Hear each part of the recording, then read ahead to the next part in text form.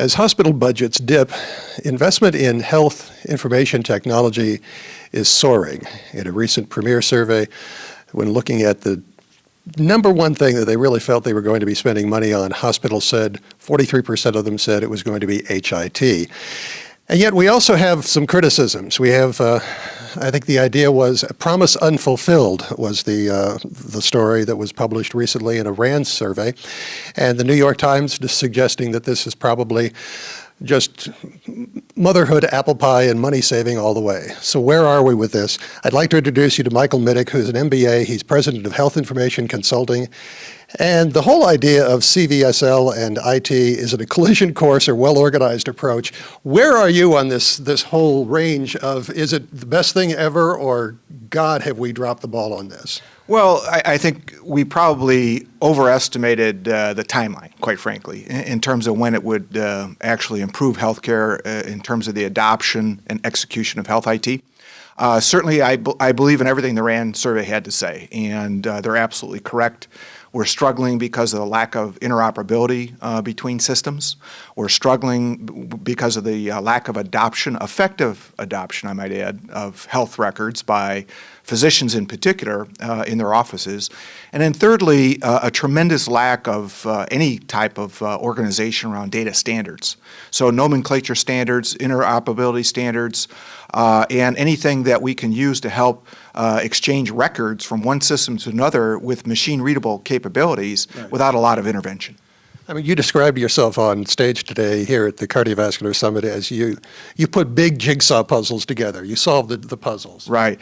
Well, by that I meant we're in a stage now where we're going through an evolution of hospitals acquiring physician practices, of clinical integration, of bringing those specialists into the fold, if you will, with integrated delivery systems and healthcare organizations. That doesn't happen overnight, and so we have to have a process where we have the pieces of the puzzle that we are presented with today, and that as hospitals acquire or merge, more pieces of the puzzle show up on the doorstep with regard to systems that are already employed and used. So we want to leverage the existing assets as much as possible, but also have a realistic approach that says we're going to be going toward a model of analytical capability that we've never seen before in healthcare, where we're looking at comparative effectiveness and reducing duplicate therapies and improving the overall quality and delivery of healthcare through using data that's derived from healthcare IT.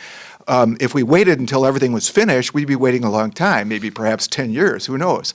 But right now, I think we have to look at the puzzle and say, what's the best picture we can make out of these pieces today? What pieces need to be jettisoned or obviously replaced? And then what do we need to do to build toward that future model that says we will have a much cleaner landscape of healthcare IT and data that allow us to do a better job in healthcare? I mean, in your presentation here in Las Vegas, one of the things I seem to be thinking as I'm sitting there listening to you is that this sounds like we've got a lot of systems, a lot of facilities out there that have Frankenstein systems.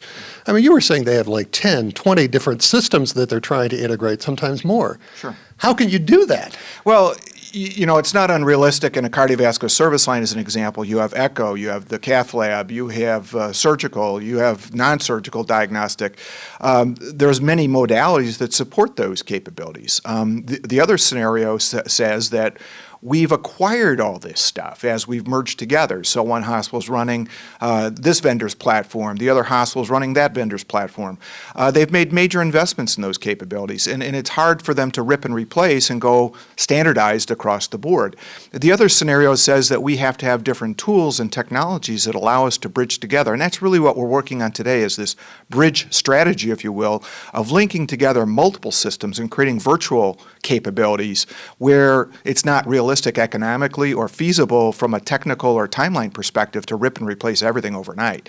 That's really the biggest challenge, is that we have this tremendous pent-up demand that's kind of exploded on the scene, as you said, all this new money being spent. Well, it takes a long time to, say, replace and execute a strategy across a cardiovascular service line. These folks all have day jobs. They're taking care of patients. They're working in the cath lab. They're working in the diagnostic lab. It's not like we have literally an unlimited amount of money or a very short time frame that everybody can drop what they're doing and let's get at the task of fixing systems. I guess the last question is the money being spent wisely? Yes and no. Certainly, I think many of the enterprises that have a strategy and are building toward that strategy of a consolidated or a consistent way of of demonstrating quality through analytics and effective use of clinical systems are doing it well. And then we've seen a lot of money being wasted, especially federal dollars that have gone to projects that aren't well managed, that have a lack of talent and resources that were dedicated toward those projects. And that's unfortunate, but I guess that's how we learn also. Unfortunately, it's with our tax dollars. At the end of the interview, you should have a card that will give you the reference. What we're talking about is a Rand Corporation study that was saying that perhaps this money has not been spent particularly well, and it is kind of a promise unfulfilled, HIT in general. And that's in the January issue of Health Affairs, volume 32, page number 63. And for CardioSource World News, thank you very much. I'm Rick McGuire.